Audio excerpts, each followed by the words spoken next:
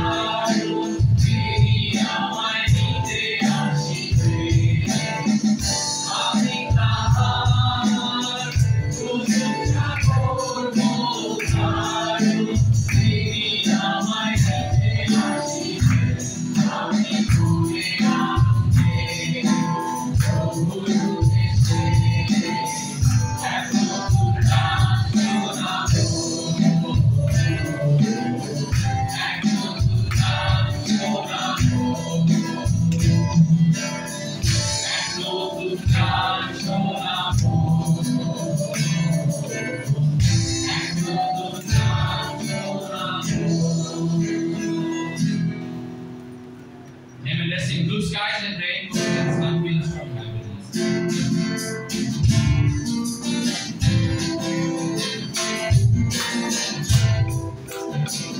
Blue skies and rainbows and sunbeams from heaven are all I can see. My Lord is living in me. I know that Jesus is and I'm alive today. He made me.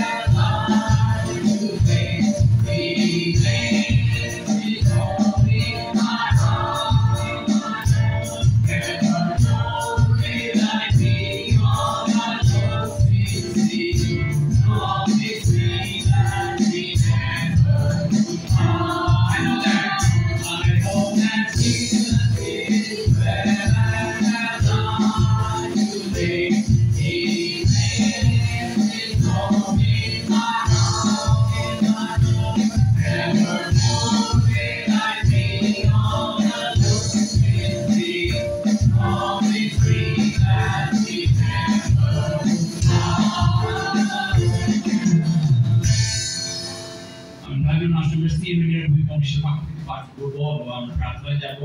আসলে আমরা একাত্ম হই এবং আমরা আমাদের অন্তরে জানি যে আমার সদাপ্রভু ঈশ্বর তার উপস্থিতিতে আমরা এসেছি, তিনি আমাদেরকে ধরে রেখেছেন, তার সান্নিধ্যে আমরা যেন থাকি। আসলে আমরা স্ক্রিপচার দিকে মন দিই।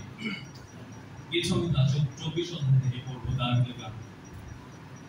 আমাদের অন্তর থেকে আমরা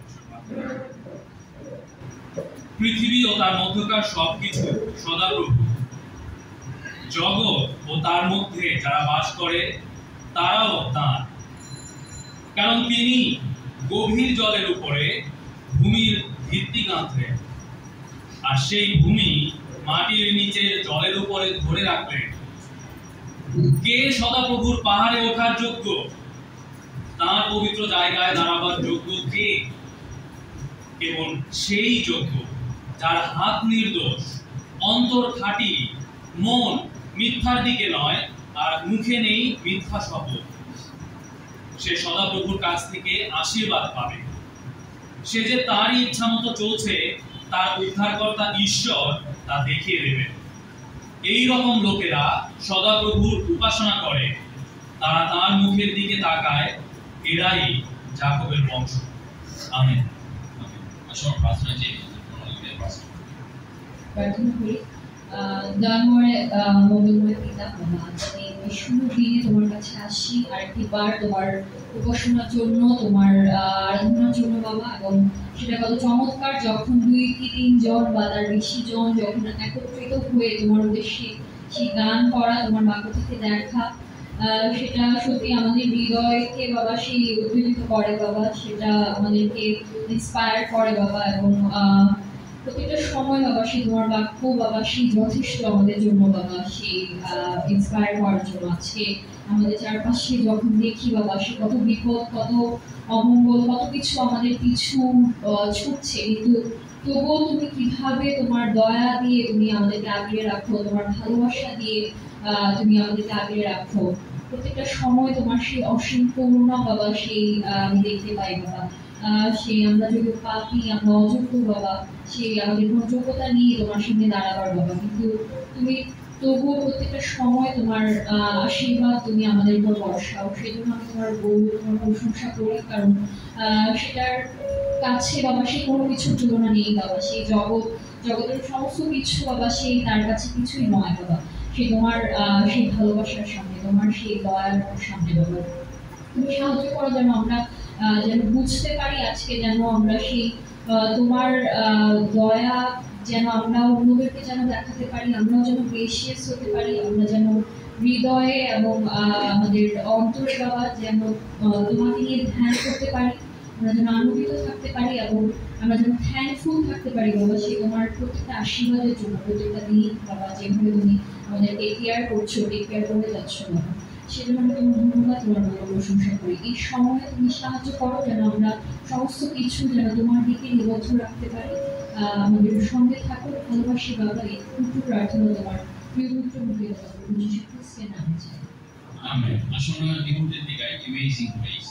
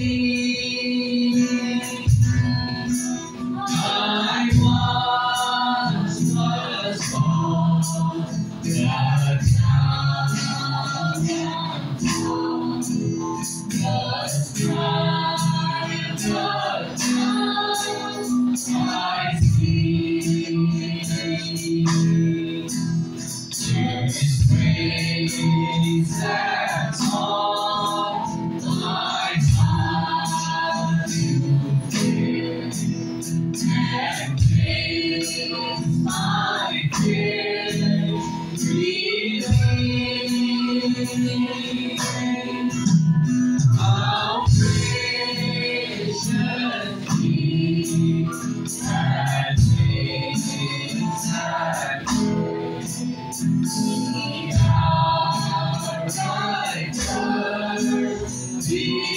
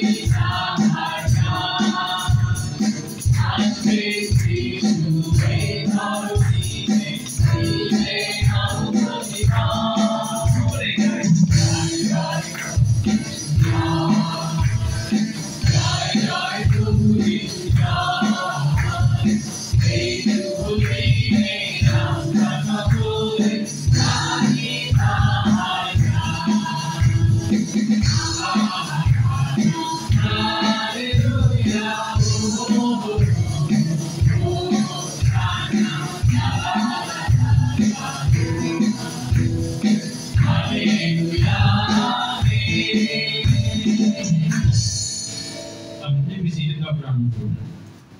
Good morning, brothers, sisters, and friends. আমরা সবাই ভালো আছি? Praise the Lord. আমি আশা করি আমরা প্রভুর আশীর্বাদে সবাই ভালো আছি। আমরা অনেক কষ্ট করে সময় করেছি যেন প্রভু গৌরব তার প্রশংসা আরাধনা করতে পারি। চমৎকার সকাল তিনি আমাদেরকে দিয়েছেন। আর এটা প্রভুর গৌরব যে তিনি আমাদেরকে এখনো তার নামের জন্য তার গৌরবের জন্য এই সামনে এই জায়গায় একত্র করেছেন। অনেকে তো আসতে পারেনি, আমরা তাদেরকে প্রার্থনায় স্মরণ করব। ঢাকা চর্চ প্রেসের পক্ষ থেকে সবাইকে খ্রিস্টের শুভেচ্ছা ও স্বাগত জানাই। আর আজকে চমৎকার সকাল যখন আমরা শিক্ষকের গান, এরপরে আমরা সে বাক্য পাঠ করবো এবং একই সঙ্গে যখন আমরা সে আরাধনায় আমাদের প্রাণকে আমাদের আত্মাকে নিবেদিত করবো, প্রভু আমাদের এই সমস্ত কিছু গ্রহণ করেন এবং তিনি আমাদেরকে যেন আশীর্বাদ পূর্ণ করেন এবং আমাদের আশীর্বাদ দিয়ে এবং তার ভালোবাসা নিয়ে বাসায় ফিরে যেতে পারি। শুরুতে আমি একটা ছোট স্ক্রিপ্টটা পড়ছি, গীতসংহিতা 105 অধ্যায় 1 থেকে 3 পদ। সদাপ্রভুর স্তব করো, তার নামে ডাকো, জাতিগণের মধ্যে তার কর্মসফল জানাও, তার উদ্দেশ্যে গীত গাও, তার প্রশংসা গান করো, তার সব আশ্চর্য কর্ম ধ্যান করো, তার পবিত্র নামের শ্লাঘা করো, সদাপ্রভুর অন্বেষণকারীদের চিত্ত আনন্দ করো। আমেন। এখানে রচয়িতা খুব চমৎকারভাবে তিনি উল্লেখ করছেন যে আমাদের গান করার জন্য আমরা যেন আনন্দ গান করি এবং একই সঙ্গে তার প্রশংসা গান করি। তিনি যে আশ্চর্য আশ্চর্য কাজ করেছেন সেগুলো যেন আমরা ধ্যান করি এবং এগুলো যেন আমরা তার গৌরব প্রশংসা করি। প্রিয় ভাই বোনেরা, যখন জুয়েলদা আমাদের মাঝে প্রভু বাক্য শেয়ার করবে যেন আমাদের হৃদয় আমরা খুলে দিই এবং একই সঙ্গে যেন আমরা আমাদের সমস্ত চিন্তা সবকিছু আমরা ফেলে দিয়ে যেন আমরা প্রভুর বাক্যের দিকে মনোনিবেশ করতে পারি। তাই আসুন আমরা প্রার্থনা করি এবং প্রার্থনার মধ্যে আজকে অনুষ্ঠান শুরু করি। আমি প্রার্থনা করছি। আমাদের সমস্ত পিতা ধন্যবাদ করি, তুমি মহান ঈশ্বর, তুমি গৌরবময়, তুমি প্রশংসিত পিতা। তুমি দয়া করে যাচ্ছ, তোমার দয়া তোমার ভালোবাসা প্রতিনিয়ত আমরা পেয়ে যাচ্ছি। যখন সকাল দেখি, যখন সন্ধ্যা হয়, আমার জন্য পরবর্তী দিনে তোমার গৌরব করতে পারি, এটা তোমার জন্য আশীর্বাদ। কতটা গৌরবের পিতা, তোমার গৌরব করি, তুমি আমাদেরকে শুধু করে দিয়েছ। আমরা পাপে অযোগ্য হওয়া সত্ত্বেও এই স্থানে তুমি আমাদেরকে একত্র করেছো। আমাদের সমস্ত পাপ অন্যায় অপরাধ তুমি ক্ষমা করো এবং তোমার বাক্যের কাছে আমরা আসি, আমাদের দয়া করো, জুড়ে থেকে তোমার বাক্যের জন্য পাপ ফিরে ব্যবহার করিতা আমাদের প্রত্যেককে তোমার আমাদেরকে তৈরি করো। যা আসতে পারেনি তুমি আমাদেরকে আশীর্বাদ করো এবং যে অসুস্থ থেকে তাদেরকে সুস্থ করো। ভালোবাসি স্মরণ করি, ওই প্রার্থনা মধ্যে সময় করি। আমরা বসে যাওয়ার আগে আসুন আরেকটি গান উঠছি, তারা একবার কয়েকটা গায়ে পাক করে এবং কারিক্রম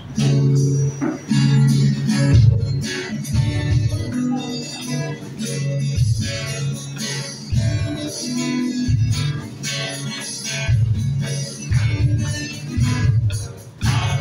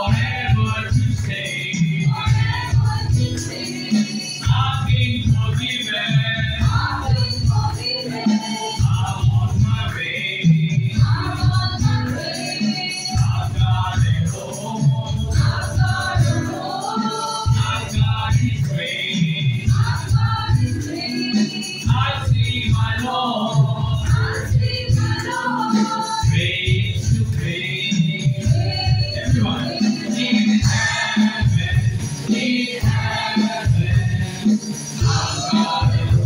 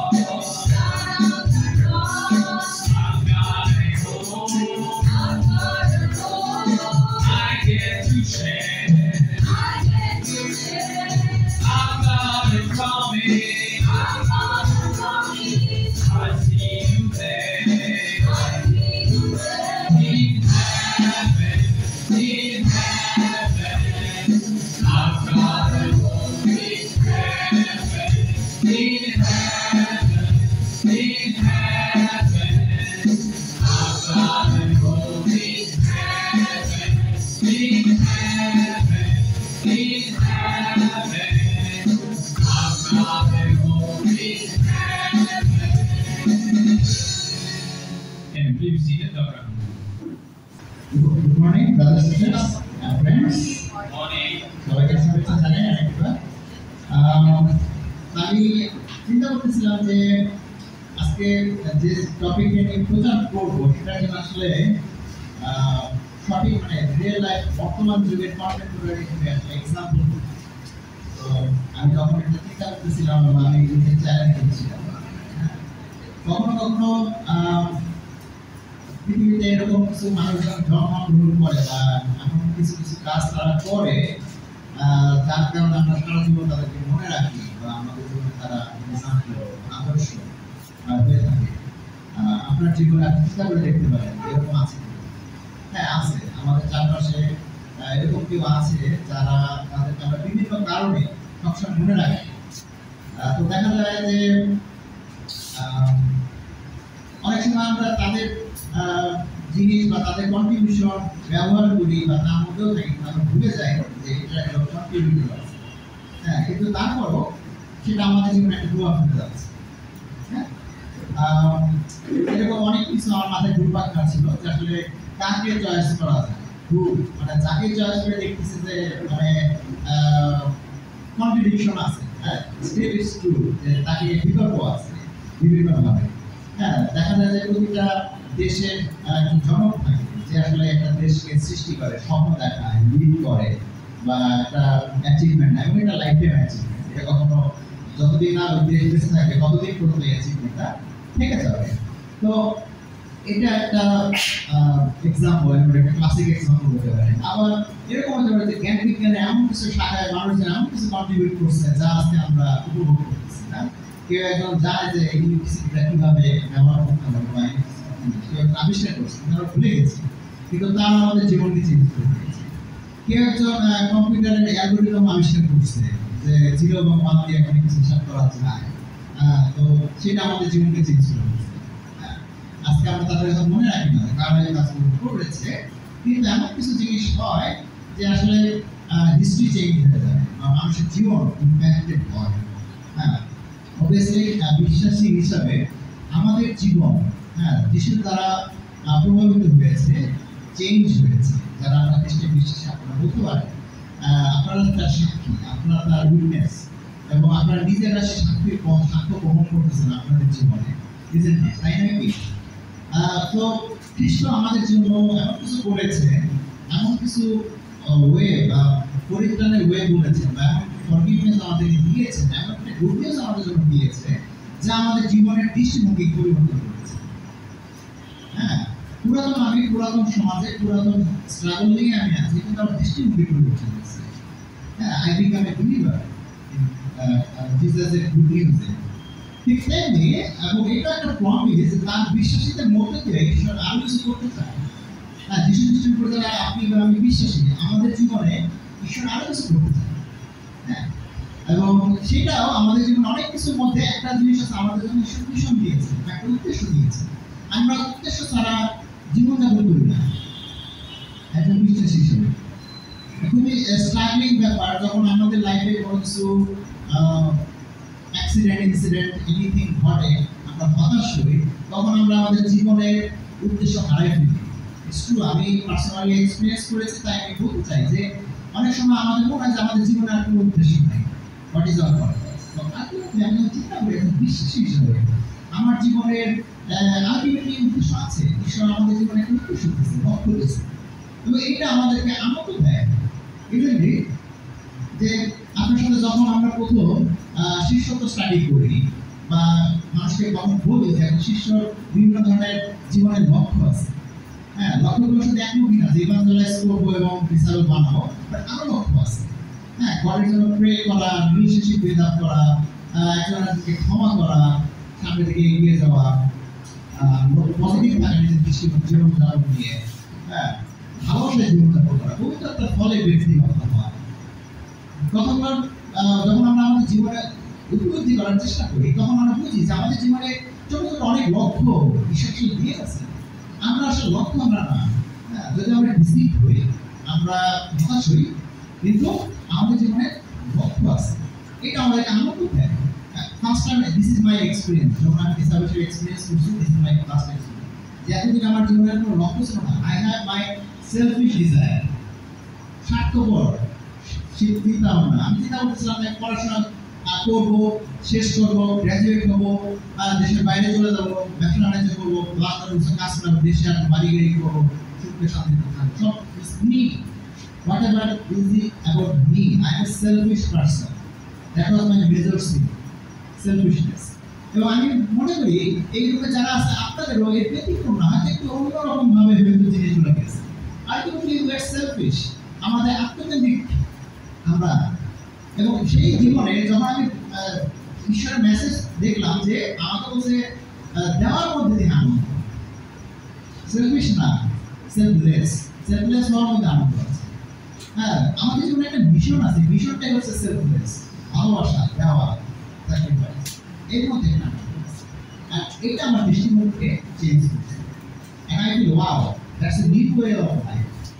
এটা জগতের ওয়ে শিক্ষা না, এটা হচ্ছে স্পিরিটেড ওয়ে, গডের ওয়ে অফ লাইফস্টাইল। যখন এই ধরনের চিন্তা আসে এবং আমি ফিল করছি wow, this is something new, এটা আমার সমস্ত অনেক প্রবলেমকে সলভ করে দেয়, এটা আমার অনেক বার্ডেনকে কমায় ফেলে, এটা আমার অনেক সমস্যাকে আমার জীবন থেকে দূরে সরাই নিতে পারে। হ্যাঁ, সমস্যা পুরোপুরি যাব না, হয়তো অন্য চেহারা নিয়ে আসছে, কিন্তু আমার স্ট্রাগল আছে, আমি হুচুট খাই, আমি বারবার পড়ে যাই, হতাশ হই, কিন্তু গুড নিউজ আছে, আমি আবার রিকভারি করতে পারি, আমি উঠতে পারি, আমাকে ওঠার সুযোগ দেওয়া হয়, আমাকে ক্ষমা করা হয়, আমাকে আবার নতুন করে আরম্ভ করার সুযোগ দেওয়া হয়। আমি গ্রেটফুল ঈশ্বরের কাছে, ঈশ্বর আজকে ব্যক্তি হিসাবে আমার জীবনে একটা লক্ষ্য দিয়েছে। হ্যাঁ, সেই লক্ষ্যটা অনেক বড় না হলেও আমার আশেপাশে, আমার বন্ধুকে আমি যাদের সাথে কথা বলতে করি, আমার ফ্রেন্ডস, আমার চার্চ, আমার ফ্যামিলি, আমার প্রতিবেশী, আমার বন্ধু বান্ধব, আমার কলিগস, এইগুলো হচ্ছে আমার সারাউন্ডিং। সো এদের মাঝে গুড নিউজটাকে ধরে রাখা, হ্যাঁ, যে এনভায়রনমেন্টটাকে ইম্প্যাক্ট রাখা ঈশ্বরের জন্য। So that was my mission, that was my goal, লাইফের গোল, যে এখানে সেই গুড নিউজটাকে ধরে রাখা, হ্যাঁ, তাদের মাঝে, এবং আমি সেই কমিউনিটি বা সেই সোসাইটির মধ্যে বড় দিতে চাই, বেঁচে থাকতে চাই জীবনের শেষ পর্যন্ত। তো দ্যাট ওয়াজ মাই মিশন। আমি মনে করি যে বিশ্বাস হিসেবে আপনাদের প্রত্যেকেরই এরকম মিশন ঈশ্বর সেট করে দিয়েছে, আপনি সেটা রিকগনাইজ করেন আর না করেন, this is your mission, ultimately this is your mission. আজকে আমরা এমন একজন ব্যক্তি, জিসাস ছাড়া অন্য একজন, তার জীবন থেকে দেখব, এবং যে আসলে ইতিহাসের একটা বড় অংশে খ্রিস্টানিটির ইতিহাস বড় একটা অংশ চেঞ্জ করে ফেলছে, এবং সে হচ্ছে পৌল, যে শৌল নামে পরিচিত ছিল, যে মণ্ডলীকে অত্যাচার করত।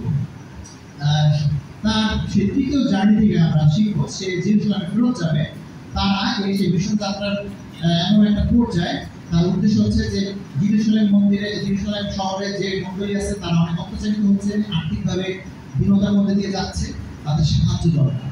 তো সে জেন্টাইল চার্চে, যেগুলোতে আছে অ-ইহুদি চার্চ, সেখান থেকে কন্ট্রিবিউশন কালেকশন করেছে সাহায্যের জন্য, সেই সাহায্য নিয়ে তাড়াতাড়ি জেরুজালেমে যেতে চাচ্ছে। এরকম একটা ঘটনা নিয়ে আমরা দেখব যে পৌলের এই যাত্রার মধ্যে কি ঘটনা ঘটতেছে, কি হচ্ছে, কিভাবে সে মণ্ডলীকে প্রভাব ফেলে যাচ্ছে। আজকে আমরা দেখবো প্রেরিত 20 অধ্যায় থেকে, 20 অধ্যায় 1 থেকে 16 এই প্যাসেজটা আমরা পড়বো, এবং এই ঘটনা থেকে আজকে আমরা শিখতে চাই যে একজন ব্যক্তি পৌল সে কিভাবে খ্রিস্টীয় ইতিহাসে বা মণ্ডলীর ইতিহাসে পরিবর্তন নিয়ে আসছে।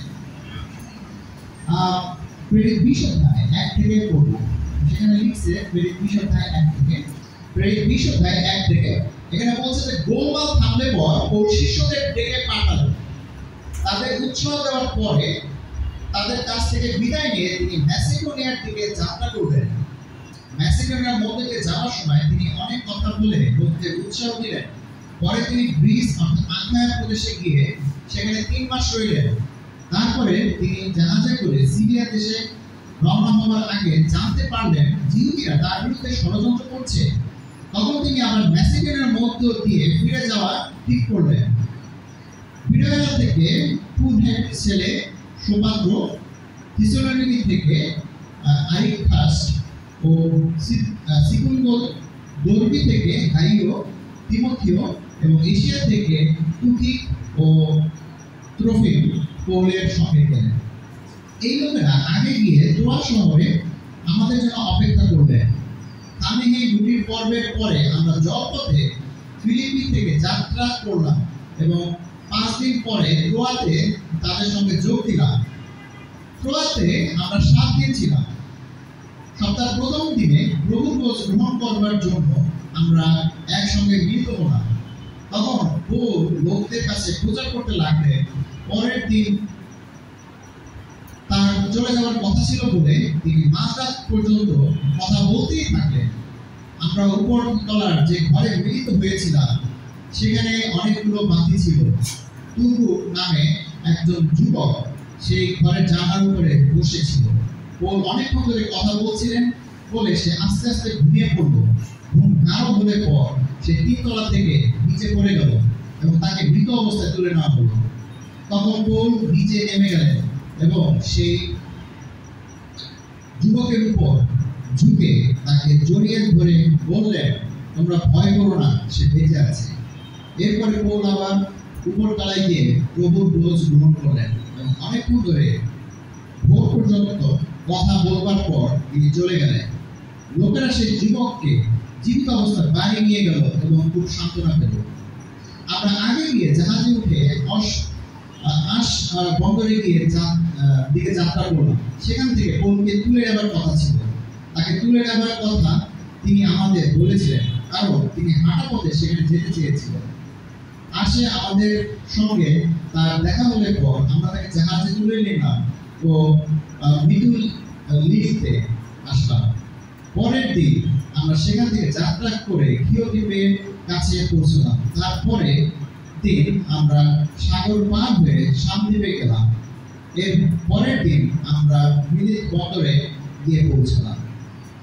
এশিয়া প্রদেশে পৌলকে যাতে দেরি করতে না হয় সেই জন্য তিনি ঠিক করেছিলেন যে তিনি ইফিসে না থেমে তার কাজ দিয়ে চলে যাবেন। জেরুজালেমে পৌঁছাবার জন্য তিনি তাড়াহুড়ো করছিলেন যেন সম্ভব হলে পঞ্চসপ্তমীর দিনে সেখানে উপস্থিত থাকতে পারেন। আমেন।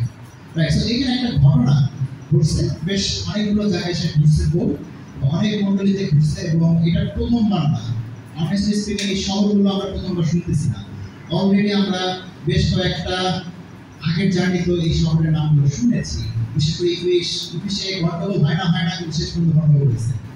এবং সেখান থেকে তার পরের ঘটনা হচ্ছে এটা যে ইফিস থেকে সে ম্যাসিডোনিয়া থেকে আখায়া সেখানে 3 মাস সিরিয়াতে যাবে জাহাজে করে, কিন্তু সে জানলো যে ইহুদিরা তাকে মেরে ফেলার ষড়যন্ত্র করতেছে, তাই সে সিরিয়াতে জাহাজে না গিয়ে সে আবার ম্যাসিডোনিয়াতে ফেরত আসছে। ফিলিপি, এই ফিলিপিতে এই যে লুক আমাদের যে লেখক সে পাস্টর হিসেবে ছিলেন। 16 পদে এই বিষয়ে বলা আছে যে ফিলিপিতে যখন প্রচার করা হয় পাস্টর হিসেবে মানে ওই সময় লুককে পাওয়া যায় এবং বলা আছে লুক সেখানে আবার নতুন করে ফেরত আসছে যে প্রেরিত পুস্তকটা লিখেছে সেই লুক এবং লুকের সুসমাচার। তো ফিলিপি থেকে ত্রোয়াতে এবং মিতুলিনি, ক্ষীয়, শাম, মিলিত, প্রায় 10টা জায়গার নাম অলরেডি বলে ফেলছে এখানে। এই 10টা জায়গায় সে অলরেডি ঘুরে ফেলছে জেরুজালেমে যাওয়ার জন্য ইফিস থেকে। তো চিন্তা করি যে সে 10টা জায়গায় গিয়েছে, এগুলো প্রথমবার না, this are all the churches. এই সমস্ত এলাকায় অলরেডি প্রথমবার দ্বিতীয়বার যাত্রা সে অলরেডি চার্চ স্ট্যাবলিশ হয়ে গেছে, বিশ্বাসীরা অলরেডি তৈরি হয়ে গেছে। এবং তার সাথে যে সমস্ত লোকের নাম বলা হয়েছে এই লুক সহ they are all Gentile leaders. এরা হচ্ছে সব Gentile leaders. They are already raising up. Paul আসলে তাদেরকে লিডার হিসেবে রেজ করে ফেলেছে। ঈশ্বর আসলে তাদেরকে হেল্প করেছে যাতে তারা লিডার হতে পারে ঈশ্বরের মণ্ডলীগুলো। এগুলো একটু দেখার বিষয়। শেষ পর্যন্ত সে জেরুজালেমে যাচ্ছে ৫০ দিনে। তা আমি যদি চিন্তা করি এই ঘটনাতে আসলে আমরা কি দেখি, পৌলের অ্যাটিটিউডটা কি? হ্যাঁ, he is not এই সময় সে আসলে ইভাঞ্জেলিস্ট হিসেবে প্রচারক হিসেবে যতটা না রোল প্লে করতেছে তার চাইতে বেশি সে রোল প্লে করতেছে অ্যাজ এ পাস্টর। হ্যাঁ, as a teacher, church building teacher. না, আমরা বর্তমান সময় মন্ডলীতে একটা বলার চেষ্টা করতেছি যে role play is a church building teacher. হ্যাঁ, তো সে এই কাজগুলো করে যাচ্ছে যখন তার জার্নিতে আছে। আমরা আজকে এই পৌলের এই যে ইম্প্যাক্ট এই মন্ডলীগুলোকে আমরা হয়তো চিন্তা করি না যে এই মণ্ডলীগুলোর ইম্প্যাক্ট সমস্ত ইউরোপ জুড়ে এবং সমস্ত পৃথিবীর খ্রিস্টীয় ইতিহাসকে চেঞ্জ করে ফেলেছে। হ্যাঁ, এই বিশ্বাসীরা। এবং পৌলের এই স্ট্র্যাটেজিটা কি ছিল, পবিত্রতা তার মধ্যে কি করেছে বিশ্বাসী জীবনে, এবং সেই আলোকে আজকে দেখবো যে আমরা কি করি, আমাদের কি করা উচিত বা করতে পারি, আমরা সেই পয়েন্টগুলো নিতে পারি এখান থেকে। আমার প্রথম যে বিষয়টা এখান থেকে দৃষ্টিতে আসে সেই বিষয়টা হচ্ছে সাতপদ। সাতপদে বলতেছে যে সপ্তাহের প্রথম দিনে প্রভুর ভোজ গ্রহণ করবার জন্য আমরা একসঙ্গে মিলিত হলাম। গ্রুপে এই কথা বলতেছে যে ঘটনা সেই বিপদে উঠেছে, সপ্তাহের প্রথম দিনে আমরা প্রভুর ভোজ গ্রহণ করার জন্য একত্রিত হলাম। এটা ঘাটের থেকে আমি বেশ ইন্টারেস্টিং ফ্যাক্ট পেয়েছি, যেটা আমি আগে জানতাম না, কিন্তু আমি শিখেছি। আমি বিশেষ করে আপনারা হয়তো জানতে পারেন, this is something new to me. এই 7 দিনের সপ্তাহ, এই আইডিয়াটা আসলে রোমানদের না। আমরা যে Roman calendar, Gregorian calendar use করি, this is not their contribution, this is a Jews custom. এবং জিউস কাস্টমটাকে বলা হয় ব্যাবিলনিয়ান কাস্টম থেকে এসেছে। অর্থাৎ ব্যাবিলনিয়ান প্রথম যারা এই 7 দিনের সপ্তাহ আইডিয়াটা ধারণ করছে, এবং সেখান থেকে জিউস কালচারালি ইনফ্লুয়েন্স হয়েছে, এবং এটা তাদের কালচার, তাদের ক্যালেন্ডার হচ্ছে 7 দিনের সপ্তাহ। কিন্তু রোমানদের ইন্টারেস্টিংলি তাদের ক্যালেন্ডার হচ্ছে 8 দিনের সপ্তাহ। হ্যাঁ, একটা দিন তারা হাটবার ইউজ করতো, মানে ওদের ভাষায় এটা একটা অন্য একটা ওয়ার্ড, কিন্তু এটা মানে হচ্ছে বাজারের দিন বা হাটের দিন। কৃষকরা ওইখানে এসে শহরে বেচে বিক্রি করবে। So this is the 8th day. হ্যাঁ, এই 7 দিনের সাথে একটা এক্সট্রা দিন ছিল, এবং অনেক বছর রোমানরা এই 7 দিনের সপ্তাহ ইউজ করেছে এবং 8 দিনের সপ্তাহ একসাথে ইউজ করেছে। আমাদের দেশে যেরকম হয়, আমরা বাংলা ক্যালেন্ডার ইউজ করি, আবার ইংলিশ ক্যালেন্ডার ইউজ করি। হ্যাঁ, অনেকদিন রোমানরা এই কাজ করেছে বিশ্বাসী হওয়ার পরেও, বাট আলটিমেটলি এই 8 দিনের সপ্তাহটা চলে গেছে। এখন 7 দিনের সপ্তাহে আমরা বেশি ইউজ করি। তো এখানে বলছে সপ্তাহের প্রথম দিন। মনে করেন না যে 8 দিনের সপ্তাহ, এবং রোমানদের কোনো বিশ্রাম বার ছিল না, কোনো ছুটির দিন ছিল না। তো কিন্তু তারা সারা বছরে প্রায় 100 দিন ছুটি কাটাতো বিভিন্ন পর্ব পালনের জন্য। হ্যাঁ, অলমোস্ট 100 ডেজ। হ্যাঁ, কিন্তু নির্দিষ্ট কোনো ছুটির দিন ছিল না। যেরকম আমরা এখন সপ্তাহে 1 দিন, কেউ সপ্তাহে 2 দিন ছুটি পালন করে। আপনি চিন্তা করে দেখতে পারেন, 2 দিন ছুটি পালন করলে আমাদের 100 ডেজের মতো হয়। আর তখনকার সময় তারা বিভিন্ন ফেস্টিভ্যালের মধ্যে দিয়ে 100 দিনের মতো প্রায় ছুটি কাটাতো। তো তার মানে এই যে মিটিংটা, এটা যে সন্ধ্যায় হবে বা রাতে হবে, দিস ইজ মোর লজিক্যাল। হ্যাঁ, এবং সকালবেলা না, যে ছুটির দিন রেডি হয়ে, হ্যাঁ, সুন্দর করে প্রার্থনা করে, খাওয়া দাওয়া করে, ছেলে মেয়েকে সাজায় গুছায় ঘুম থেকে উঠে, হ্যাঁ, খুব কমফোর্টেবলি গাড়ি চালায় বা ভাড়াতে বা যেভাবে আপনি আসবে, এসে রিল্যাক্স করবে, গান শুনবে, প্রচার করবে, শুনবে, আবার আনন্দের সাথে বাসায় চলে যাবেন। রিল্যাক্স, সারাদিন ছুটি প্রভুর জন্য ব্যবহার করছি। এই কালচার না এটা। আপনি চিন্তা করেন, তারা কাজ করছে 9টা বাজতে, কাজ করে আসছেন আজকে সন্ধ্যার সময়, ফ্যামিলি গ্যাদারিং, এবং রাতে আমরা করি। That's true. আমরা বিভিন্ন কারণে আমাদের সানডেটা করি।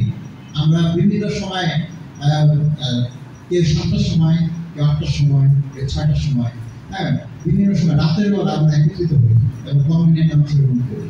হ্যাঁ, প্রচার শুনি এবং সেখানে একত্রিত। So this is the lifestyle. আমি বলবো যে তারা এরকম একটা লাইফস্টাইলের কথা এখানে বলতেছে, সপ্তাহের প্রথম দিন। হ্যাঁ, কেন প্রথম দিন? আমার কাছে মনে হয়েছে যে ইহুদি কালচার থেকে এইটা বেরিয়ে এসছে, এবং তাদের সপ্তাহের শেষের দিন ছিল বিশ্রাম ভাগ। এবং বর্তমানে কিছু কিছু কমিউনিটি বা খ্রিস্টান কমিউনিটি রবিবারকে বিশ্রাম বার বলে বা ওইভাবে চালাই নিতে চায়। বাট অনেস্টলি স্পিকিং, এটা ট্রু না। রবিবার সে বিশ্রাম বার না, শনিবারই বিশ্রাম বার। হ্যাঁ, রবিবার হচ্ছে আমরা বলি প্রভুর দিন। This is more logical. হ্যাঁ, বাক্য বলে যে রবিবার হচ্ছে প্রভুর দিন। যদি আপনারা জানতে চান এটা কোথায় লেখা আছে, হ্যাঁ আছে, প্রকাশিত বাক্য 1:10 পড়ে দেখতে পারেন। এখানে প্রকাশিত বাক্য 1:10 প্রভুর দিন। রবিবারকে বলা হয়েছে সপ্তাহের প্রথম দিন, প্রভুর দিন।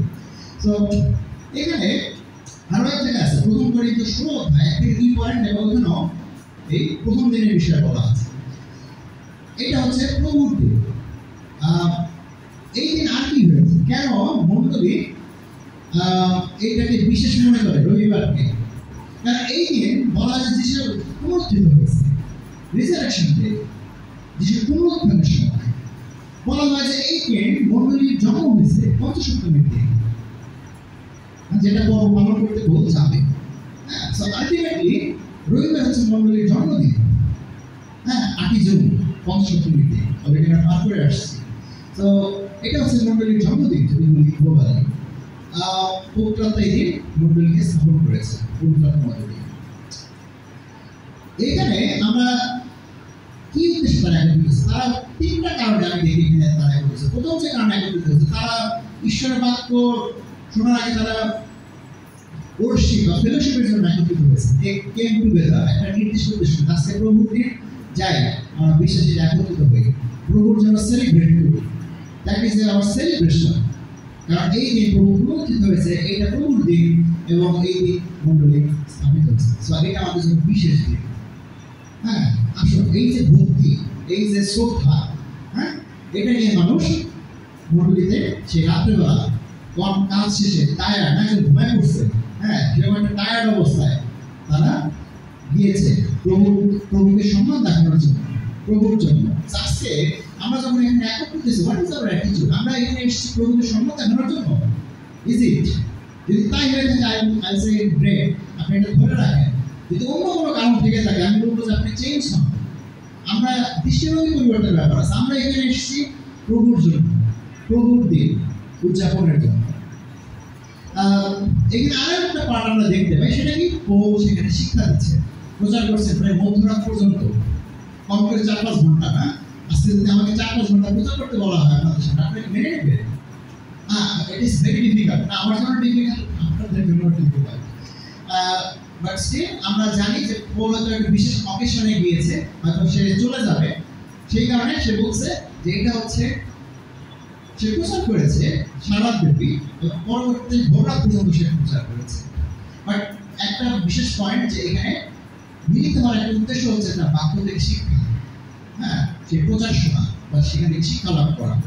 তো আমরা যখন একত্রিত হয়েছি, আমাদের উদ্দেশ্য ঈশ্বরের বাক্য থেকে শিক্ষা লাভ করা, উৎসাহ লাভ করা। This is our purpose also. হ্যাঁ, আমরা এখানে দেখি না, আমার কাছে এটা ইন্টারেস্টিং লাগছে যে সে একটা বিশাল মিরাকল করছে প্রচারের মাঝখানে। সে প্রচার করতে করতে মাঝখানে একজন পরে মরে গেছে। লুক একজন ডাক্তার ছিল, এটা এরকম না অজ্ঞান হয়ে গেছে। হি অলরেডি সার্টিফাইড ডক্টর। তো সে বলতেছে সে অলরেডি মৃত, সে লিখছে তার বাইরে অলরেডি সে মারা গেছে, হি ইজ অলরেডি ডেড।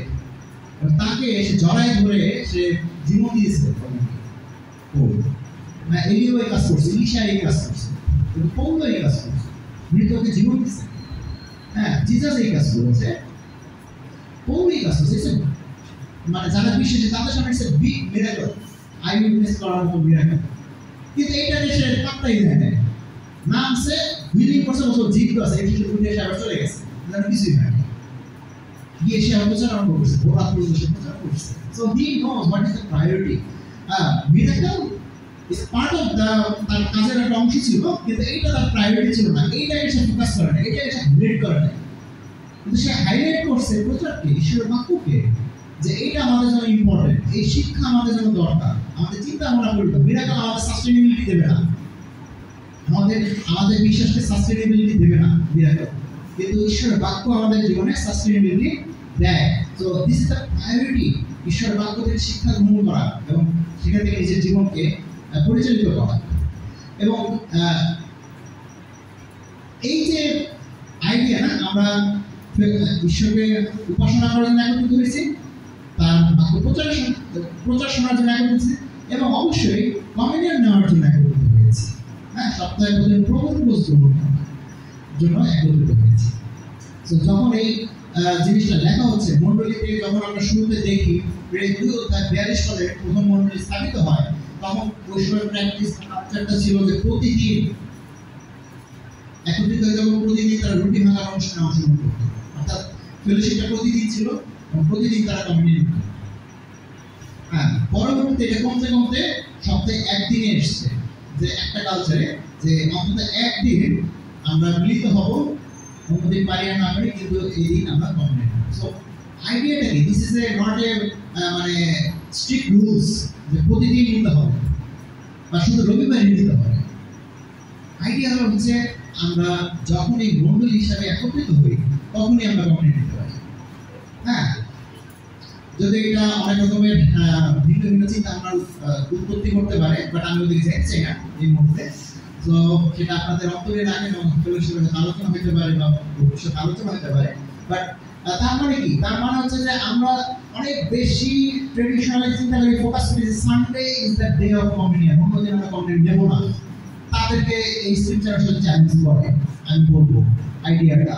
হ্যাঁ, অনেক আছে প্রতি সপ্তাহে বছরে একবার নেবো, মাসে একবার নেবো, এটাও চ্যালেঞ্জ করে, এত দেরির বিষয় বলে না। আবার প্রতিদিন নেওয়ার বিষয় ভাব করে না, কারণ সেটাও আছে প্র্যাকটিস। তো আবার আমি তার মানে আমাদের সিম্পলিকরণ করতে, সহজীকরণ করতে মন্ডলীর সাথে যখন আমরা একত্রিত হই সবাই বা মন্ডলী, তখন আসলে সে কমিউনিয়ন দিতে পারে, কমিউনিয়ন দিতে পারে প্রভুর কথা স্মরণ করার জন্য। আমরা একত্রিত হয়েছি প্রভুর নামে, প্রভুর সেলিব্রেশন করার জন্য এবং তার কথা থেকে শেখার জন্য, এবং তার একটা পার্ট হচ্ছে কমিউনিয়নের অংশগ্রহণ করা। হ্যাঁ, তো আমরা চিন্তা করে দেখব যে যদি একাধিক দিন নেই দোষের কিছু আছে কিনা, যদি আমরা ভিন্ন দিন নেই এতে দোষের কিছু আছে কিনা।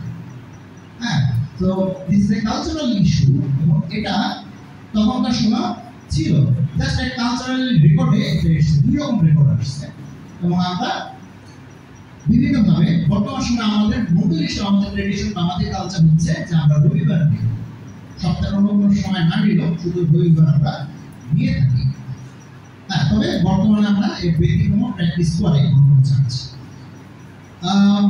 এছাড়া আমরা যদি চিন্তা করি তাহলে মন্ডলী বৃদ্ধির এটা একটা গুরুত্বপূর্ণ পার্ট ওরশিপে একত্রিত হওয়া, ম্যাচুরিটিতে আসা, মন্ডলী একত্রিত হওয়া, সবাই দলগতভাবে একত্রিত হব প্রভুর উদ্দেশ্যে, প্রভুর আরাধনা করার জন্য, কমিউনিয়নে অংশগ্রহণ করার জন্য এবং তার বাক্য থেকে শেখার জন্য। দিস আওয়ার মেজর পার্ট আমাদের মন্ডলীতে বৃদ্ধি পাওয়া। This A good practice. এই প্র্যাকটিস মন্ডলীতে রেগুলার থাকতে হয় বা থাকা দরকার আমাদের জীবনে, আমাদের ফ্যামিলি গ্রুপে, আমাদের চার্চে। দিস ইজ এ প্র্যাকটিস যা আসলে মন্ডলীকে ধরে রাখে, মন্ডলীকে বৃদ্ধিমান হতে সাহায্য করে। আর কি আছে? সো আমরা একটু দেখি এরপরে দ্বিতীয় যে বিষয়টা সেটা আমরা দেখবো, সেটা হচ্ছে পৌল আসলে কিছু লোকদেরকে, গডলি পিপলদেরকে রেইজ করেছে অ্যাজ এ লিডার। হ্যাঁ, এবং 20 অধ্যায় 4 পদে বেশ কিছু নাম আমরা দেখি না, সৌপাত্র, থিসলোনিকে থেকে আরিস্টার, সিমোন, গাইরো, তিমোথি, তুকিক, ট্রোফিম। হ্যাঁ, তো এই যে কিছু নাম অনেক সময় আমরা দু একজন যারা বই লিখছে তাদের নামে চিনি, তিমোথি, ফিলিমন, এদের চিনি, কিন্তু এর বাইরে যে আরো আছে আমরা এখানে দেখতে পাই যে তার সাথে আরো অনেক লিডার ছিল তার সাথে, যারা তার সহযাত্রী ছিল এবং বিভিন্ন মিশন ওয়ার্কে কাজ করেছে এবং তারা রেইজ হয়েছে as a missionary, as a পাস্টর, as a leader. এবং গুরুত্বপূর্ণ বিষয় হচ্ছে এরা সব জেন্টাইল, অজিহুদি মন্ডলীর জন্য অজিহুদি লিডার রেইজ হয়েছে। সে জেরুজালেম থেকে বা ইহুদি লিডার রেইজ করা হয়েছে। তো অজিহুদির মধ্যে কাজ করছে, লোকাল চার্চ থেকে সেই সমস্ত লিডারদেরকে রেইজ করেছে এবং তারা উইলিং ছিল পৌলের সাথে যাওয়ার জন্য, ঘোরার জন্য, নিজেদের জীবন, নিজেদের ব্যবসা বাণিজ্য, চাকরি বাকরি বা যা করে তাদের বিজনেস, এগুলোকে সাইডে সরাই রেখে একটা অন্যরকম মিশন নিয়ে পৌলের সাথে ঘুরে বেড়ানো, ঈশ্বরের কাজ করে বেড়ানো। হ্যাঁ, এই যে অন্তর না, মানুষের এই ধরনের অন্তর ছিল। ঈশ্বর এই গডলি পিপলদেরকে পবিত্রতাতে কাজ করতেছিল, তাদের অন্তরে পৌল তাদেরকে পিক করেছে, তাদেরকে ট্রেন করেছে যাতে তারা ভবিষ্যতে এই সমস্ত এলাকার মন্ডলীগুলোকে পরিচালনা দিতে পারে। হ্যাঁ, তো দিস ইজ ইম্পর্টেন্ট থিংস একটা মন্ডলীর বৃদ্ধির জন্য। দ্বিতীয় তিমোথি 2 অধ্যায় 2 পদ তিমোথিকে পৌল এই বিষয়ে এনকারেজ করতেছে যে তুমি এমন লোকদেরকে শিক্ষা দাও যারা অন্যদেরকে শিক্ষা দিতে পারে। তো ইটস এ থার্ড জেনারেশন। আমি তোমাকে যেমন শিখাইছি, তুমি এমন লোকদেরকে শিক্ষা দাও যারা আরেক জেনারেশনকে শিক্ষা দিতে পারে। So it's third generation. Paul এক generation, Timothy second generation, third generation হচ্ছে তিমোথি যাদেরকে শিখাবে এবং তারা যেন আরেক জেনারেশনকে শিখাতে পারে, ফোর্থ জেনারেশন। সো এইভাবে লোকদেরকে রেজ করতে বলা আছে। This is a kind of a chain of না, এটা তৈরি হচ্ছে এক জেনারেশন টু আরেক জেনারেশন, এবং this is a good practice. মন্ডলীতে এই জিনিসটা থাকাটা খুব জরুরি ভবিষ্যতের জন্য। আজকে মন্ডলীতে আমাদের লিডার আছে, দিস ইজ আওয়ার দায়িত্ব, আমাদের রেসপন্সিবিলিটি, যেন আমরা আমাদের ইয়াঙ্গার জেনারেশনকে এমনভাবে রেজ করি যেন তারা আমাদের ছেলে মেয়েদেরকে যেন তারা লিড করতে পারে, এবং আমাদের ছেলেমেয়েরাও যেন তার পরবর্তী প্রজন্মদের আমাদের নাতিপুতিদেরকেও যেন লিড করতে পারে। তো সেইভাবে আসলে আমাদের চিন্তা ভাবনা, আমাদের প্ল্যান থাকা উচিত। হ্যাঁ, নাহলে দেখা যাবে আমাদের বয়স বাড়তেছে এবং আমরা বার্ডেন হয়ে যাচ্ছি, কিন্তু আমাদের দায়িত্ব নেওয়ার মতো পরবর্তী জেনারেশন তৈরি হবে না, এবং একটা বেশ অস্বাস্থ্যকর একটা পরিবেশ মন্ডলীতে তৈরি হবে এই লিডারশিপ নিয়ে বা চার্চের দায়িত্ব নিয়ে। তো দিস ইজ ভেরি ট্রু। ও এটা জানতেন এবং সেই বিষয়ে ফোকাস ছিলেন এবং কেয়ারফুল ছিলেন। আমি মনে করি যে এখান থেকে আমরা এই আইডিয়াটা থেকে একটা হিটস পাই, যে আসলে পৌরের এই শুধুমাত্র যাত্রাই ছিল না, এটা শুধুমাত্র প্রচারই ছিল না, কিন্তু কিভাবে একটা চার্চকে বিল্ড করতে হয় সেই ব্যাপারে তার একটা মাস্টার প্ল্যান ছিল, তার একটা আইডিয়া ছিল। পবিত্র আত্মা তাদেরকে সেই জ্ঞান বা সেই আইডিয়া দিয়েছে। তো আমরা এখান থেকে শিখি এই বাক্য থেকে। আমরা যে তৃতীয় একটা বিষয় দেখি এখানে, সেটা কি? সেটা হচ্ছে যে পৌল যখন শিক্ষা দিয়েছে, তার শিক্ষার একটা ধরন আমরা এখান থেকে দেখতে পাই। শিক্ষার ধরনটা হচ্ছে যে সে আলটিমেটলি তাদেরকে তৈরি করতেছে মিশনের জন্য। তাদের জীবনে একটা মিশন আছে। হ্যাঁ, তাদেরকে শিক্ষা দিচ্ছে এরকম না যে তোমরা স্পিরিচুয়ালি বৃদ্ধি পাওয়া, যাতে জগৎ তোমাদেরকে ধ্বংস করতে না পারে, তাদের থেকে আইসোলেট থাকবা, তাদের থেকে দূরে থাকবা, এই সমস্ত করবা না, ওটা করবা না, ওটা হবে না, তোমরা এরকম হ্যাঁ আইসোলেট থাকবা। তার শিক্ষা কিন্তু এরকম না। পৌলের প্রত্যেকটা পেপারস বা পত্র আপনি পড়েন, দেখবেন যে সেখানে বলছে আমরা স্পিরিচুয়ালি বৃদ্ধি পাবো, ঠিক আছে, কিন্তু বলছে এগুলোর বিরুদ্ধে ফাইট করতে বলছে। ফাইট, হ্যাঁ, জাগতিকতা, দুর্বলতা, মানুষের সাথে এবং সম্পর্কগুলো ঠিক করার জন্য কালচারাল ইস্যু ডিল করছে সে, যে কালচারালি ডিফারেন্ট, কিন্তু কিভাবে আমরা একসাথে থাকতে পারি। হ্যাঁ, তো এই যে বিষয়টা আজকে তার শিক্ষা থেকে আমরা এইটাও আইডিয়া পাই যে কিভাবে তাদেরকে মিশনের জন্য প্রস্তুত করা যায়। নিজেকে যেমন তৈরি করতে হবে স্পিরিচুয়ালি, ঠিক তেমনি এটা অন্যের লাইফে ইম্প্যাক্ট ফেলানোর জন্য তৈরি করতে হবে, এবং অন্যের জীবনের সাথে মেশার জন্য তৈরি করতে। আমাদের জীবনটা আসলে একা একা আত্মকেন্দ্রিক না, সোসাইটি থেকে আলাদাভাবে আমরা আলাদা একটা গ্রুপ হিসেবে ডেভেলপ করছি। No, this is not the purpose of the Bible. এটা উদ্দেশ্যই নেবে। উদ্দেশ্য হচ্ছে যে আপনি তৈরি হবে যাতে আপনি আপনার প্রতিবেশীকে, আপনার সারাউন্ডিংস, আপনার আশেপাশেকে আপনি হেল্প করতে পারেন, তাদের বিপদ আপদে আপনি তাদের সাথে থাকতে পারেন, তাদেরকে পরামর্শ দিয়ে হোক বা বিভিন্নভাবে ঈশ্বরের বাক্য দিয়ে হোক তাদের জীবনে পরিবর্তন নিয়ে আসতে পারে। তো সেই জন্য আসলে এইভাবে সে তার শিক্ষাগুলো দিয়েছে। পত্রতে আমরা এই জিনিসগুলো পাই, বারবার এটা উঠে আসছে। এবং সেখানে একটা বড় বিষয় হচ্ছে যে কালচারাল ডিফারেন্স। এক একটা দেশের এক এক অঞ্চলে কালচার ডিফারেন্ট, এবং মন্ডলীগুলোতে একটা ডিসইউনিটি তৈরি করতে পারে। হ্যাঁ, তো সেই বিষয়ে সে কনসার্ন ছিলেন, এবং সে বলেছে যে এগুলো আসলে মৌলিক শিক্ষা না। হ্যাঁ, ওয়াননেস নিয়ে যখন সে শিক্ষা দিয়েছে যে একতা নিয়ে, ঈশ্বরের মৌলিক বিষয়গুলো সব জায়গায় সেম, কিন্তু কালচারালি আমাদের প্র্যাকটিস বা আমাদের জীবন আচরণ ডিফারেন্ট হতে পারে, এক দেশ থেকে আরেক দেশ, এক এলাকা থেকে আরেক এলাকা, এক অঞ্চল থেকে আরেক অঞ্চলে। হ্যাঁ, তো সেইটাকে আমাদেরকে সেইগুলোকে ধরে না রেখে বরং মৌলিক শিক্ষা যেগুলো যিশুর উপরে বা পরিত্রাণের বিষয়ে যে শিক্ষা, সেই বিষয়গুলোতে আমরা এক কিনা সেটা আমাদের দেখার বিষয় আছে। যদি সেইগুলোতে আমরা এক থাকি তাহলে আমরা একতার মধ্যে দিয়ে সামনে এগিয়ে যেতে পারি। এবং অনেস্টলি স্পিকিং, যে মন্ডলী শুরু থেকে আজ পর্যন্ত কখনোই মানে কালচারালি কখনোই ইউনাইটেড ছিল না, কখনোই না। হিস্ট্রিতে কোনোদিনই ইউনাইটেড ছিল না। যখন প্রথম রোমান ক্যাথলিক ছিল তখনও 5টা পেন্টিয়র ছিল, 5টা ভাগ ছিল, 5 জন নেতা আছে, তার মধ্যে একজন হচ্ছে রোমান ক্যাথলিক পোপ। বাট বাকি 4টা পেন্টিয়র আছে, আমরা তাদেরকে অর্থোডক্স নামে চিনি বা অন্য নামে চিনি। কিন্তু সেটা হচ্ছে এখন প্রথম শতক বা তার পরবর্তী সময়কার কথা। কিন্তু বর্তমান সময় আমরা অনেক ভাগে বিভক্ত বিশ্বাসী হিসাবে, খ্রিস্টান হিসাবে। তো তখনই আসলে আমরা ইউনাইটেডলি সিঙ্গেল পয়েন্টে মানে সার্বজনীনভাবে এক ছিলাম সব দিক থেকে। আমরা বিশ্বাসের দিক থেকে এই 5টা গ্রুপ ভাগ থাকলেও বিশ্বাসের দিক থেকে হয়তো তারা এক ছিল সার্বজনীন, কিন্তু culturally, politically they are different from each other. একজন থেকে আরেকজন হয়েছে। তো আজকে সেই বিষয়ে আসলে চার্চ সবসময় কনসার্ন না, কালচারাল ইস্যু, পলিটিক্যাল ইস্যুতে, কিন্তু স্পিরিচুয়াল ইস্যুতে ইউনিটি ব্যাপারে নোবেল একটা কনসার্ন, আমাদের সেই দিকগুলো দৃষ্টি দেওয়া উচিত।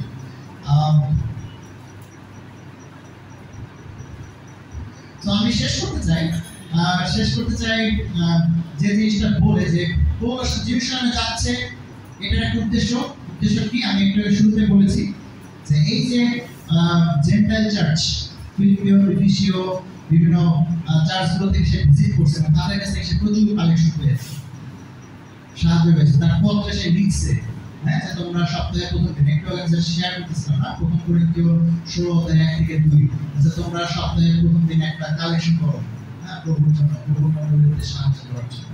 তো কালেকশন করেছে, তার কিছু অর্থ সে নিয়েছে, উদ্দেশ্য তার একটাই, জেরুজালেমে যাবে সেই মণ্ডলীর যে সমস্যা পাচ্ছে সেই মণ্ডলীকে। এটা একটা সিম্বলিকলি রিপ্রেজেন্ট করে এমন একটা জিনিস যে যেখানে মণ্ডলীর উৎপত্তি হয়েছে জেরুজালেমে, যেখানে ইহুদিদের বসবাস, সেই চার্চ, মাদার চার্চ, সেই চার্চের আসলে সাহায্য দরকার।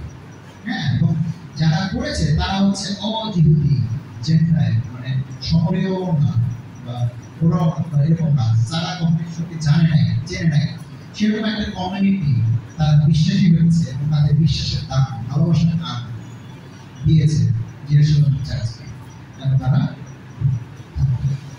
জেরুজালেম যখন সেটা গ্রহণ করেছে, এটা রিপ্রেজেন্ট দ্য ইউনিটি, যা আমরা অ্যাকসেপ্ট করেছি, যদিও আমরা as a Jews we are culturally different from them, but we accept their love of them.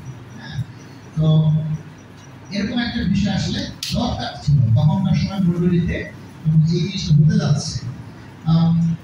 কিন্তু আলটিমেটলি পৌল যেটা করেছে, যে আমরা আসলে তার যে ডিজায়ার শেষ পর্যন্ত যেটা ছিল, সে এক জায়গায় কোনো স্থির ছিল না, সে চেয়েছে এখান থেকে আরেক জায়গায় যাবো, ওখান থেকে আরেক জায়গায় যাবো, সেরকম যেখানে প্রচার নেই সেখানে শেয়ার। আলটিমেটলি সে রোম থেকে স্পেনও যেতে চাইছে সেরকম শেয়ার করার জন্য। কিন্তু আমরা আপাতত এখান থেকে এটি শিখি যে অ্যাটিটিউড, পৌলের এই অ্যাটিটিউড আজকে বিশেষ হিসেবে শুধু পৌল না, আমাদের প্রত্যেকের থাকা দরকার। হয়তো আমাদের ফিল্ডটা অনেক না, যে আপনাকে বলা হচ্ছে যে আপনি বাংলাদেশের বাইরে যান, ঢাকার বাইরে গিয়ে বিভিন্ন জায়গায় প্রচার করেন, মিশন নিয়ে যান, বা আপনি সেখানে চার্চ তৈরি করেন, এটা এক্সপেকটেশন সবার জন্য তা না। কিন্তু আপনার ফেথ রাখেন যে আপনার যেখানে আপনি আছেন, সেই আপনার আশেপাশে, আপনার চারপাশ, আপনার কর্মক্ষেত্র, আপনার জীবনে, আপনার আত্মীয় স্বজন, আপনার প্রতিবেশী, তাদের জীবনে ঈশ্বরের বাক্যকে রিপ্রেজেন্ট করা, তাদের কাছে ঈশ্বরের সুখবরকে নিয়ে যাওয়া, ইট ইজ আওয়ার রেসপন্সিবিলিটিস। হ্যাঁ, এটা আমাদের দায়িত্বের মধ্যে, আমরা সেটার জন্য প্রস্তুত করি। এবং যখন আমরা এই কাজগুলো করবো, তখনই আসলে সত্যিকার অর্থে আমাদের চিন্তা ভাবনা, অ্যাটিটিউড এবং আমাদের গ্রোথ এগুলো কানেক্টেড।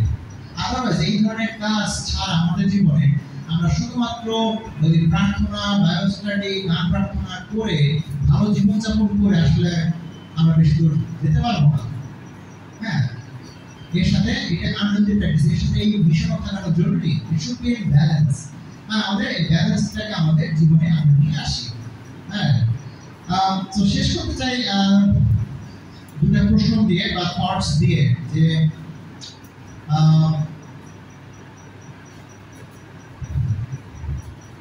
তো এই ক্ষেত্রে আপনার অন্তরে যদি ঈশ্বরের বাক্য আসলে আপনার অন্তরে কি ধরনের সাড়া দেয় সেটা আপনি চিন্তা করেন।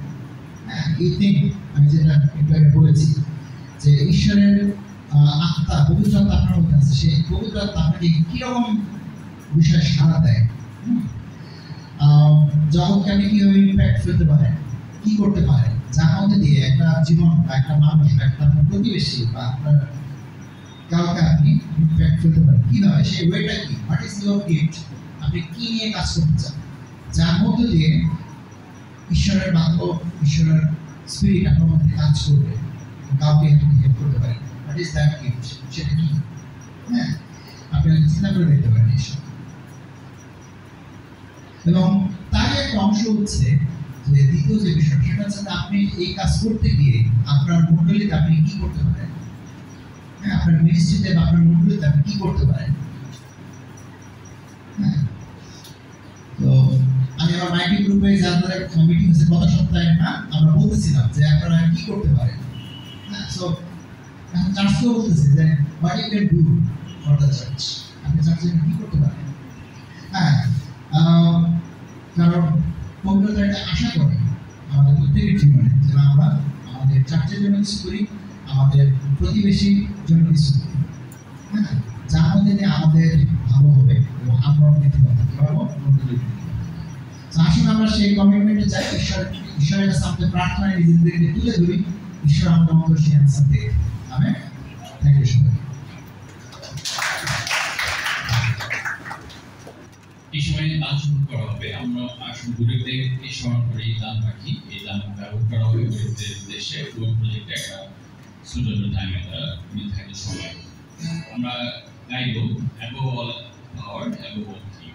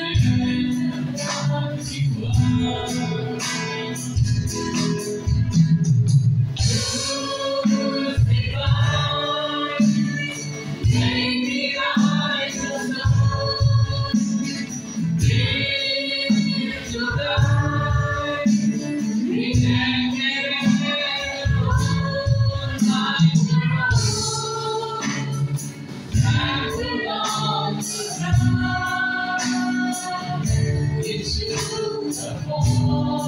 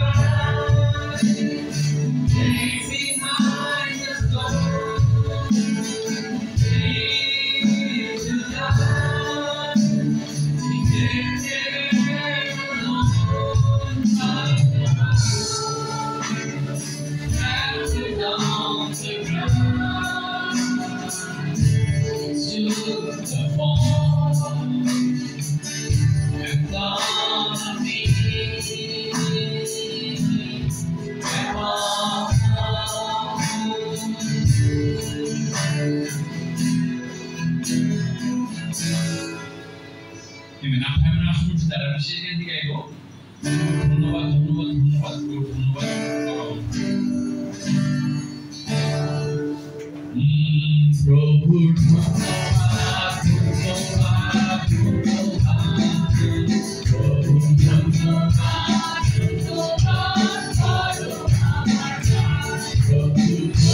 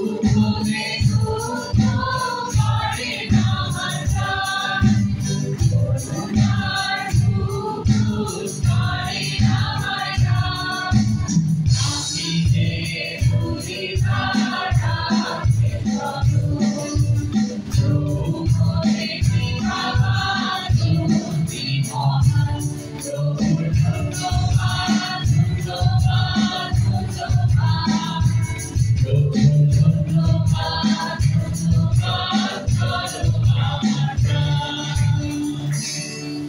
দুনিয়া দেও না থ্যাঙ্কস জানাই যেহেতু আজকের চমৎকার প্রচারের জন্য, এবং অবশ্যই সে আমরা উৎসাহ পেয়েছি এবং যে গভীর কিছু বিষয়ও জানতে পেরেছি। বিশেষভাবে আমরা কেন উপাসনায় আসবো বা যখন উপাসনায় আসবো আমরা কি মনোভাব নিয়ে আসবো, এবং পৌলের প্রচার থেকে এই অংশটা অনেকবারই হয়তো আমি পড়েছি আগে, কিন্তু এই অংশ থেকে বেশি আমি গুরুত্ব দিতাম বা শিখতে পারতাম যে কিভাবে পৌল উদ্যোগকে জীবন দিয়েছে, এইটাই হয়তো আমি হাইলাইট করতাম আগে। কিন্তু এখানে আরো যে অনেকগুলো বিষয় আছে যে আমরা মন্ডলীতে এসে বাক্য থেকে শিখতে পারবো, সেই পৌল আশ্চর্য কাজ করার পরেও সে সেটাকে হাইলাইট না করে পিছিয়ে দিয়ে আবার সেই চলে গিয়েছে, মনোনিবেশ করেছে, এবং এটা এখানে এমনভাবেই লেখা হয়েছে দেখেন যে এই আশ্চর্য কাজটা কোনো গুরুত্বই নেই। পৌল সুস্থ করেছে, সাথে সাথে উপরতলায় গিয়ে আবার প্রচার শুরু করেছে, মানে এক লাইনে লেখা। তার মানে এখানে সেই মিরাকেল খুব একটা গুরুত্বপূর্ণ ছিল না, সেই প্রিচিংটাই আসল বিষয় ছিল। কিন্তু আমরা অনেক সময় মিরাকেল খুঁজতে যাই, কোথায় মিরাকেল হয়, কোথায় কি হয়, কোথায় আশ্চর্য কাজ হয়, কোথায় প্রার্থনা করলে সে সুস্থ হওয়া যায়, এইগুলো কিন্তু আমরা খুঁজি। কিন্তু কোথায় বাক্য প্রচার করা হয়, কোথায় সেই বাক্য থেকে আমি শিখতে পারবো, এটা হয়তো অনেক সময় আমরা দেখি না। আমরা যখন মন্ডলীতে আসি আসলে বাক্য থেকে যাতে শেখার চেষ্টা করি, এই বিষয়টা আমি শিখেছি।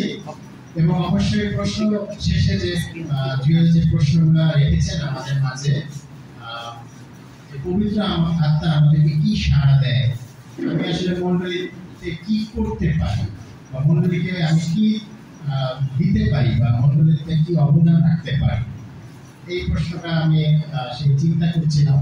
হয়তো আমরা গিয়ে চিন্তা করতে পারি যে আসলে মন্ডলীকে আমরা কিভাবে সাহায্য করতে পারি, বা এখানে আমি কি কাজ করতে পারি। তো থ্যাংক ইউ জুয়েল, আমরা জুয়েলকে ধন্যবাদ জানাই। আরেকটিবার মন্ডলীর পক্ষ থেকে আমাদের অল্প কয়েকটি ঘোষণা রয়েছে। আজকে যেরকম আমরা মিলিত হয়েছি, আমরা প্রতি শুক্রবার এখানে সকাল 10টায় মিলিত হই, কিন্তু আগামী শুক্রবার আমাদের ম্যান্ডেটরি রয়েছে। এই কারণে আমরা হয়তোবা ভিন্ন প্ল্যান থাকতে পারে, যথাসময়ে জানিয়ে দেওয়া হবে আগামী শুক্রবারের উপাসনা সার্ভিসের প্ল্যানটা তাদেরকে সেই ফ্যামিলি গ্রুপের মাধ্যমে জানিয়ে দেওয়া হবে। এছাড়া রবিবার বা সপ্তাহের প্রথম দিনে আমরা কমিউনিটি সার্ভিসের জন্য বিভিন্ন এলাকায় একত্রিত হই, বিভিন্ন জোনে একত্রিত হই, ফার্মগেট, মিরপুর, সাভার এবং সেই এলাকাগুলোতে কালাচাঁদপুর এই এলাকাগুলোতে আমরা মিলিত হই। আপনি যে এলাকা থেকে এসেছেন সেখানে আপনি যোগাযোগ করতে পারেন এই কমিউনিটি সার্ভিসের জন্য। আমরা আজকে মিটিং এর পরপরই খুব শর্ট ফেলোশিপ করব, তারপরে সরাসরি আমরা একটা মিটিং এ যাব। আমাদের যেহেতু আগামী শুক্রবার ম্যারেজ রিট্রিট রয়েছে, যারা বিভিন্ন এই রিট্রিটের বিভিন্ন দায়িত্বে রয়েছে, ইনচার্জ রয়েছে, তাদের নিয়ে এবং সাথে মন্ডলীর যারা লিডার্স রয়েছেন তাদেরকে নিয়ে একটা মিটিং হবে সার্ভিসের পরপরই। আমরা সেখানে একত্রিত হব, সেই লিডার্স মিটিং এবং ম্যারেজ মিটিং, ম্যারেজ রিট্রিটের প্ল্যানিং মিটিং একসাথে হবে আজকে, একসাথে আমরা বসবো। তো এই ছিল ঘোষণা। এখন আমরা একটা ভিডিও দেখব, একটা বিশেষ ভিডিও, এবং প্রি টিমটাও মনে চলে এসেছে, তারাও দেখবে।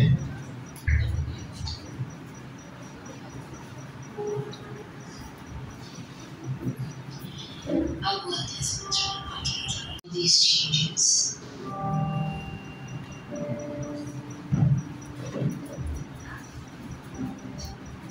We lose a part of ourselves.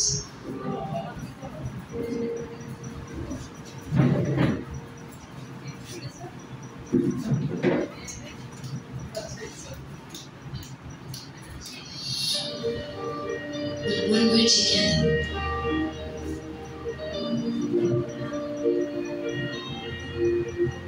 we are reminded of how strong we are.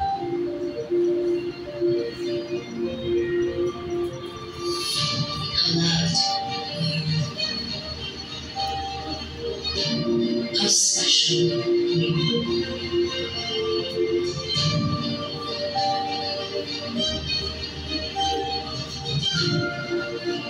And how safe we can be. I hope that within yourself you find the love to share with people, the courage to be yourself,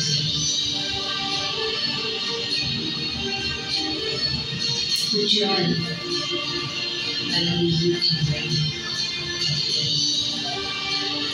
the strength that only you can give,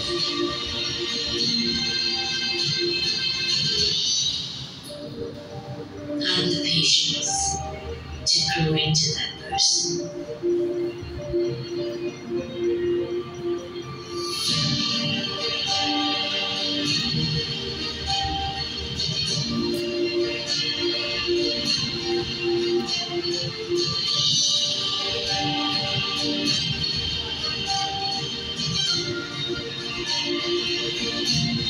And always believe that your love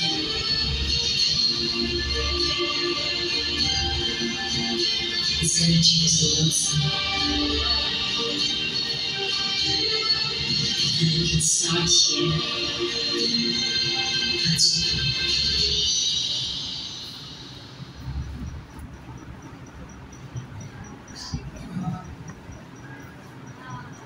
আমাদের বাংলাদেশেই এই sperm camp প্রথমবারের মতো আয়োজিত হতে যাচ্ছে আগামী অক্টোবরের 9 থেকে 11 অক্টোবর, এবং এই ক্যাম্প পরিচালনার জন্য শুধু আমেরিকা এবং ইন্ডিয়া থেকে পরিচালক বৃন্দরা আসবেন এবং তারা এই ক্যাম্প পরিচালনা করবেন, এবং আশা করা যাচ্ছে ইন্ডিয়া থেকে আরো পার্টিসিপেন্টও অংশগ্রহণ করবে।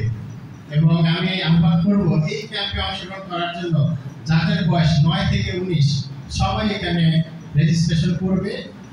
এবং এখানে ভিডিওতে যেরকম দেখেছি এরকম লাইফ চেঞ্জিং একটা এক্সপিরিয়েন্স তারা লাভ করবে।